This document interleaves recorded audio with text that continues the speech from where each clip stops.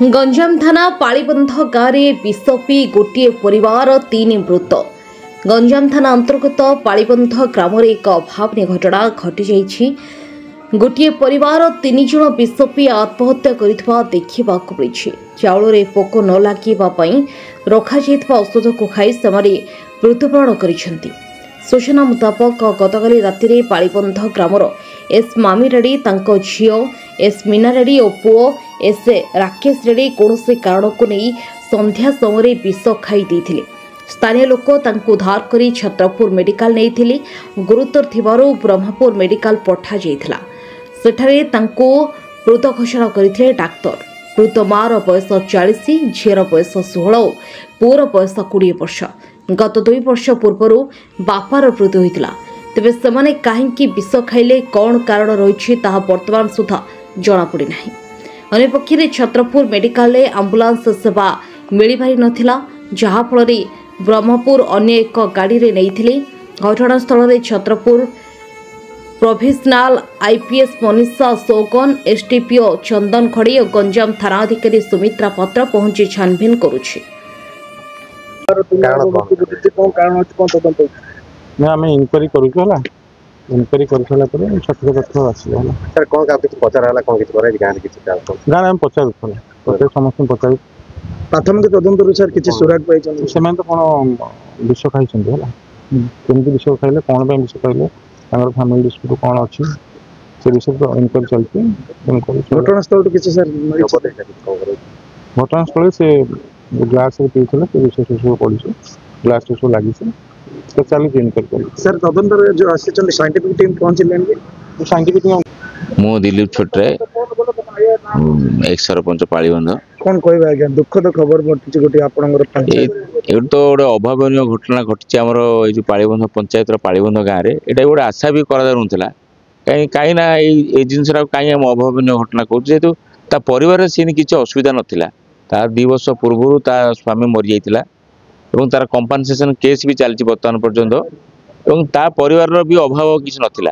ता भाई भितर गाँव साई पड़िशा और गाँ लोक सागर भल संपर्क गाँव में जानी यात्रा चलती ठाकुराणी उत्सव चलिए गाँ उत्सव मुखर ये समय हठात ये निष्पत्ति माँ पुओ झील नहीं तेणु साई पड़िशा भी यहाँ जाना मुस्किल हो जाऊँगी तेणु अस्वस्थ ये भितर मन भितर कौन अच्छी बर्तमान कहीहबनी तेणु हाँ गोटे एजुकेट परिवार पुओ हूँ डिप्लोमा झीर +2 सरी किंतु आउ गोटे कथा मुझे चाहिए जे आम तो जीवन में अनेक दुर्घटना आसो दुर्घटना घटुची आम प्रथम मेडिकल को जाऊँ मेडिकल रे जो छत्रपुर मेडिकल आम उपखंड गोटे चिकित्सालय से गोटे आम भरसा कर 1000-2000 खंड गाँ छत्रपुर गंजा ब्लॉकर समस्ते किंतु जो गोटे पेसेंट जाऊँगी गोटे मृत्यु मुखे कलबल होती छत्रपुर हॉस्पिटल रे आंबुलांस वाला स्विच ऑफ कर देखुं से माने यहाँ मोर गोटे व्यक्तिगत भाव अभियोग एवं ना एफआईआर करिया दरकार ए माध्यम आपण माध्यम जिलापाल महोदय को एवं एसपी महोदय को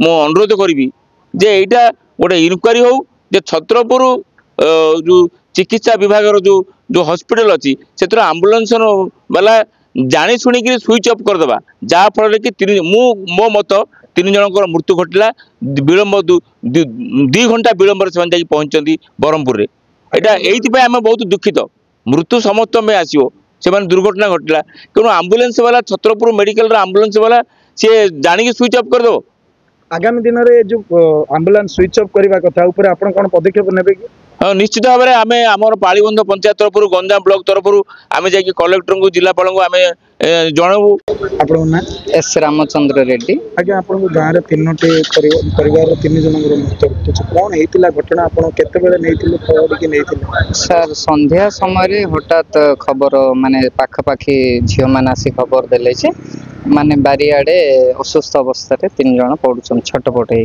तो सही समय आम 4-5 जन लोक आसलु से देखला बांती कर 3 जन जाक तो सहीठू सडन गोटे अल्टो कार करी निज प्राइवेट कार करी छत्रपुर नहीं थी छत्रपुर रे minimum half an hour treatment पर रेफर करथिले ब्रह्मपुर किंतु हाफ एन आवर पर घंटाटी प्राय जगी आंबुलांस किंतु आंबुलांस फोन स्विच ऑफ रखी जो ड्राइवर तापर निजर से प्राइवेट आंबुलांस द्वारा आम ब्रह्मपुर एमकेसीजी मेडिकल नहीं ସେଇଠି ହାଫ୍ ଏନ୍ ଆୱାର ଟ୍ରିଟमेଣ୍ଟ ପରେ ଏସ୍ ମାମି ରେଡ୍ଡି ପ୍ରଥମେ ମୃତ ଘୋଷଣା ହେଇଥିଲା।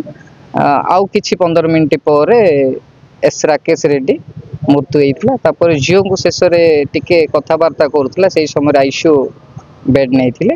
ଆଇସିୟୁର କିଛି ଘଣ୍ଟା ପରେ 3ଟା 3:30 ଭିତରେ ଝିଅ ବି ମୃତ୍ୟୁବରଣ କରିଥିଲେ। କେମିତି କାହିଁକି ଏମିତି ଘଟଣା ଘଟିଥିବ ବୋଲି ଆପଣ ଅନୁମାନ କରୁଛନ୍ତି ଗ୍ରାମବାସୀ ହିସାବରେ? ସେଇଟା ତ ସାର୍ ତାଙ୍କେ ବହୁତ ଭଲ, ମାନେ 3 ବର୍ଷ ପୂର୍ବରୁ ତାଙ୍କର ଏସ୍ ମାମି ରେଡ୍ଡିର ହଜବେଣ୍ଡ ଆକ୍ସିଡେଣ୍ଟରେ ଡେଥ୍ ହେଇଥିଲା। ଆକ୍ସିଡେଣ୍ଟରେ ଡେଥ୍ର 3 ବର୍ଷ ତାଙ୍କେ ଠିକ୍ ଠାକ୍ ଥିଲେ, ମାନେ ବହୁତ ସୁଖୀ ପରିବାର, ସମସ୍ତଙ୍କ ସହିତ ମିଳାମିଶା ସହ ଭଲରେ ଚଳି ଆସୁଥିଲେ। ମାମି ରେଡ୍ଡି କଣ କରୁଥିଲେ? ମାମି ରେଡ୍ଡି ଲେବର କାମ କରିକି ପିଲାମାନଙ୍କୁ ପାଠ ପଢା ୱିଥ୍ ନିଜ ଘର ଚଳଉଥିଲେ। ପୁଅ କୋଉଠି ପଢୁଥିଲେ, କଣ ପଢୁଥିଲେ? ପୁଅ ଡିପ୍ଲୋମା ପଢୁଥିଲା ଓମ୍ ସାଇରେ ପଢୁଥିଲା ବ୍ରହ୍ମପୁରରେ। ଝିଅ +2 ଆର୍ଟ୍ସ ପଢୁଥିଲା ଗଞ୍ଜାମ କଲେଜରେ, ଏବେ ରିସେଣ୍ଟଲି ଏକ୍ଜାମ ଦେଇଥିଲା। ଗାଁରେ ଛତ୍ରପୁର ବାଦଲ କୁମାର ଦାସଙ୍କ ରିପୋର୍ଟ, ନ୍ୟୁଜ୍ 88 ଓଡ଼ିଶା।